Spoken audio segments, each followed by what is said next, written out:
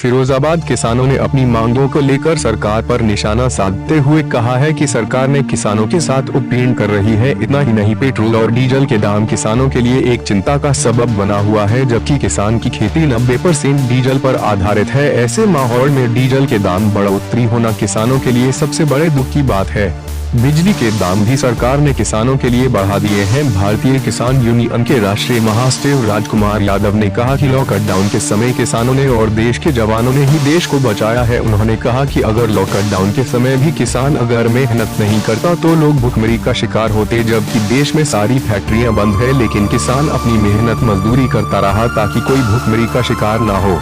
उन्होंने कहा कि पिछली सरकार में बिजली कम से कम 18 घंटे मिलती थी, जबकि अब बिजली 10 घंटे मिल रही है, जिससे किसानों को काफी नुकसान हो रहा है। उन्होंने कहा कि सरकार किसानों के लिए कोई अच्छा कार्य नहीं कर रही है और कहा कि हमारी मांगे अगर पूरी नहीं होती है तो उग्र आंदोलन करेंगे और जंतर मंतर पर घेराव करेंगे। उन्होंने कहा कि जब तक किसान आयोग का गठन नहीं होगा तब तक हम चैन से नहीं बैठेंगे।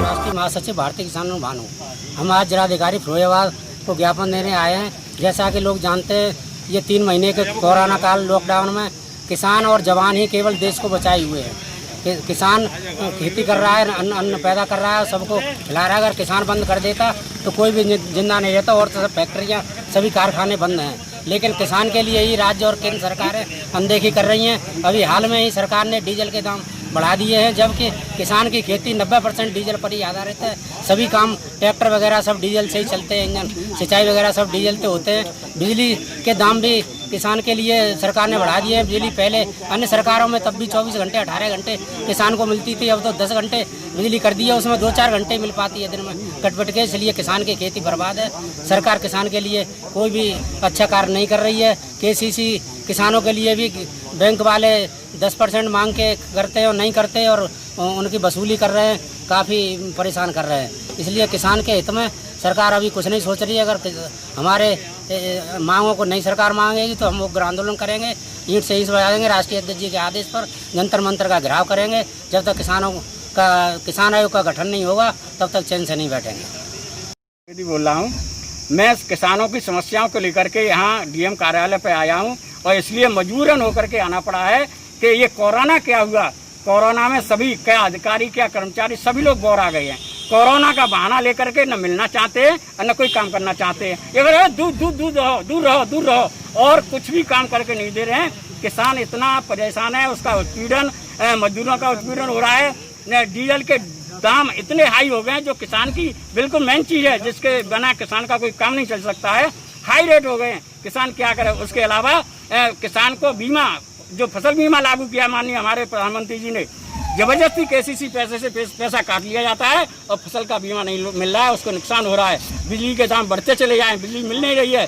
दूसरी बात, माननीय प्रधानमंत्री ने ही, सरकार ने, केंद्र सरकार ने किसानों का बाजरा मक्का का MSP रेट निर्धारित कर दिया है। गेहूं का 2100 रुपये, बाजरा का 2100 रुपये, मक्का का 2200 रुपये, लेकिन कोई भी व्यापारी किसान के माल को खरीद नहीं रहा है 1200 रुपये में भी। किसान क्या करेगा। हमारे माननीय प्रधानमंत्री जी हर सभा में चिल्ला करके कहते हैं कि हम किसानों की दोगुनी आय करेंगे। कैसे करेंगे। मक्का 1200 रुपये, बाजरा को कोई पूछ नहीं रहा है, गेहूं को कोई ले नहीं रहा है, तो क्या करेगा किसान।